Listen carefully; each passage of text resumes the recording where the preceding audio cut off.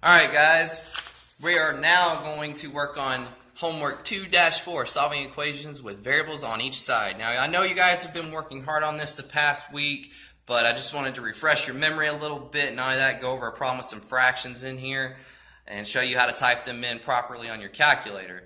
So I picked two problems from this sheet that I felt would give you the most trouble. I might do another video later with problem number 20 right here on it. Stay tuned. But for now, we're going to do problems number 7 and number 15.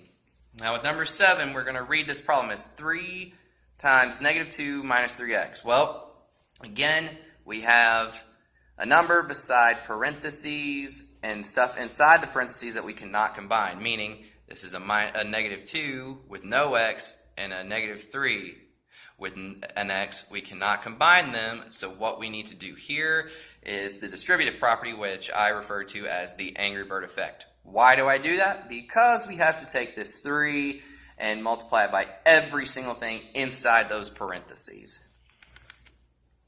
So when we do 3 times negative 2, we get negative 6. 3 times negative 3x, we get minus 9x equals negative 9x minus 4. Now, there's nothing on the left-hand side of the equal sign that we can combine. Why? Because this does not have an x and this does. So there are no like terms that we can combine. Same situation over here. This negative 9 has an x, this negative 4 has no x. Therefore, we cannot combine anything. So we need to start moving stuff from one side to the other to isolate the variable. So what I'm going to do first is add the 4 to the negative 6. And why am I adding 4? Because I am moving it from this side to this side, across this imaginary line right here. Now, the 4's go away on this side, and negative 6 plus 4 is negative 2.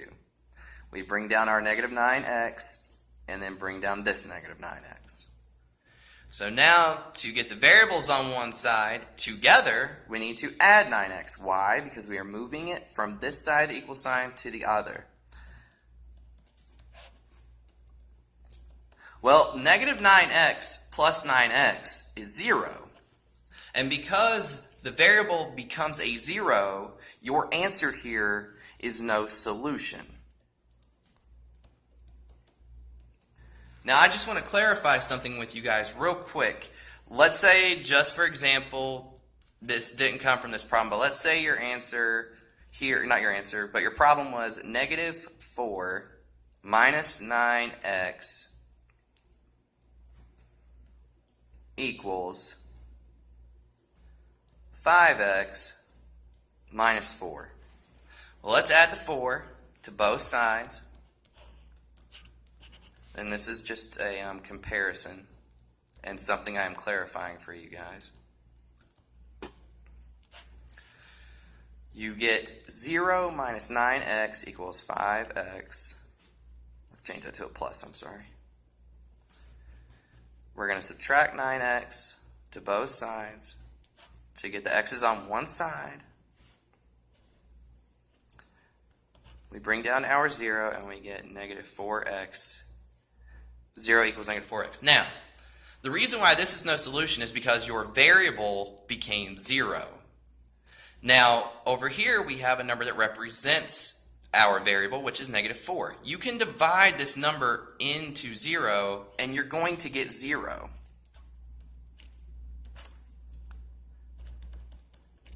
Now, when you cancel out your variables, it's 0, therefore you cannot try to evaluate / solve for your variable. That's why this answer is no solution. So I just wanted to make this quick comparison to show you guys the difference between dividing by 0 and dividing something into 0. So whenever your variables cancel out to make 0, your answer is no solution. And when you can divide into 0 with a number representing your variable, like here, your answer is 0. If you don't believe me, pause this video and plug 0 into this problem. Alright, finally the last one I'm going to review for you guys, and the reason why I picked this one is because there's a lot of fractions here, so I want to try to illustrate / demonstrate how you can do these problems with your calculator. Now, Well, the first thing I'm going to do is look to see if I can combine anything on either side of the equal signs. Well, as I look, I have 2/3 x minus 1/6. I cannot combine either one of these. Same situation over here. I have 1/2 x plus 5x. Therefore, I cannot add anything or combine anything.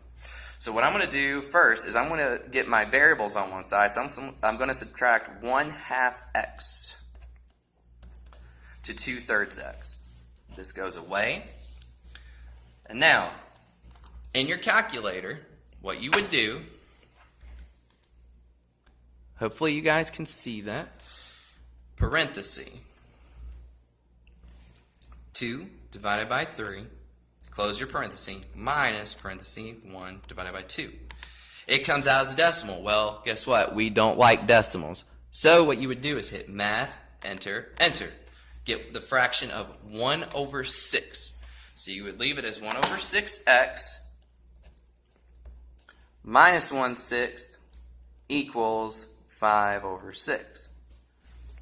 Well, now we need to get, now that we have the variables on one side, we need to get all the whole numbers or rational numbers on one side, meaning this fraction. So what we need to do is, because we are moving it from the left-hand side to the right-hand side of the equal sign, we need to add it to 5/6. Well, on the left-hand side, they cancel out. We bring down 1/6 x equals, now I'm pretty sure most of you guys can look at this and say, oh, I know exactly what that is. But just a demonstration on your calculator, you would say parenthesis, open parenthesis, 5 divided by 6, close it, plus 1 divided by 6. And you get 1.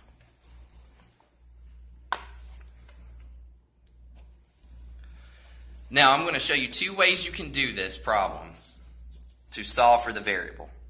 And I'm going to draw a little box over here. Way number 1 would be to do this. You could easily say 1/6 x equals 1 and literally divide that out and type it in your calculator. Now the way you would do that is you would go to your calculator and you would type 1 divided by, open a parenthesis, 1 divided by 6, close it, enter, and you get 6. And then you would box in your answer. Now the second way you could do this is not as fast as the calculator, but if you are good with your arithmetic, meaning you're adding, you're subtracting, you're multiplying, and you're dividing, what you can do here is say 1/6 x equals 1 and multiply by the reciprocal. So meaning you multiply the left-hand side by 6/1. And this would cancel this problem out, or not the problem out, but 1/6 and 6/1. This would all cancel out, and you would bring down your x, and then you'd multiply 1 by 6/1. Now, if you guys remember back to 7th grade when you learned a lot about fractions, a whole number in fraction form is 1/1. And then we multiply by the reciprocal of 1/6, which is 6/1. Now, bring up 7th grade math because you should have learned then that when you have fractions and you're multiplying them, you just multiply straight across numerator to numerator to numerator and denominator to denominator. So 1 times 6 is 6, and 1 times 1 is 1, and 6 divided by 1 is 6. So those are the two ways you could do that to solve a problem like that when you are dividing by a fraction. Guys, I hope this was helpful. If you have any questions, just write them down and ask me in class or email me. Aside from that, I'll probably post a video later tomorrow with problems like these on here as an illustration, just in case you have any questions. Hope you guys enjoyed, and good luck.